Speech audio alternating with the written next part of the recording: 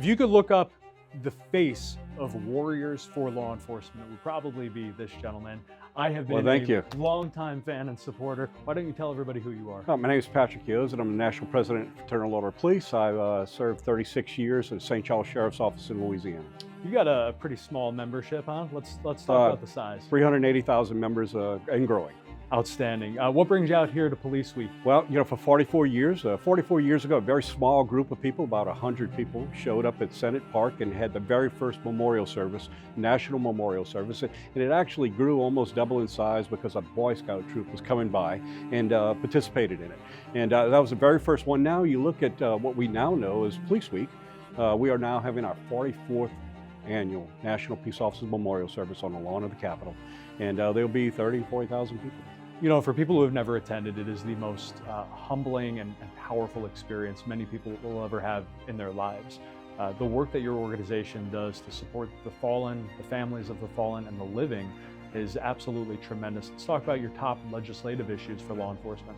Well, one thing I hit really hard, we are being attacked as a profession.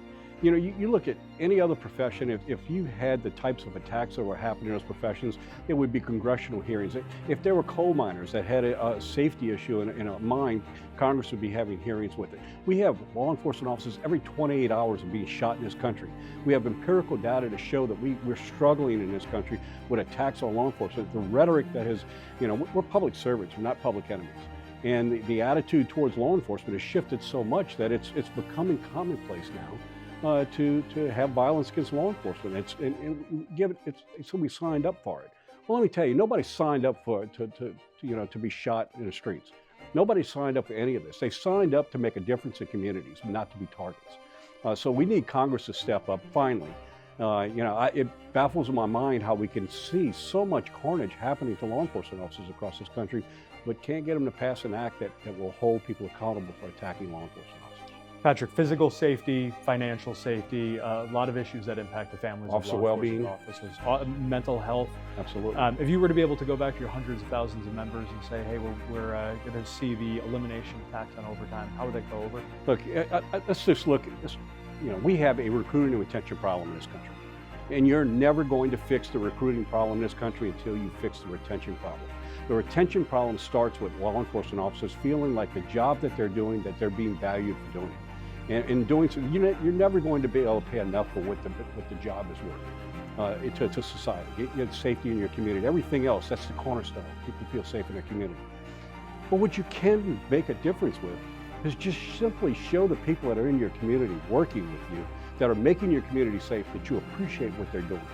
And eliminating overtime is one of those steps where you're recognizing that. You're allowing them to better provide for the families, but at the same time, you're showing that we recognize just how much of an impact you're having on safety communities.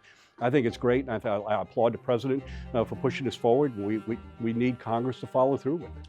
Sir, parting thoughts for our officers and their families who are watching? We live in a great country, an absolute great country. But let's never lose sight of the fact that they are selfless men and women every single day and suit up and show up every single day and make a difference in their communities. We owe them a debt of gratitude. We need to let them know that we respect and appreciate what they're doing, because it really is the lifeblood of what we do, the fabric of America. And our officers and their families owe a debt of gratitude to you and your organization as well. Thank you very much. Thank Appreciate you. it. God bless. Thank you.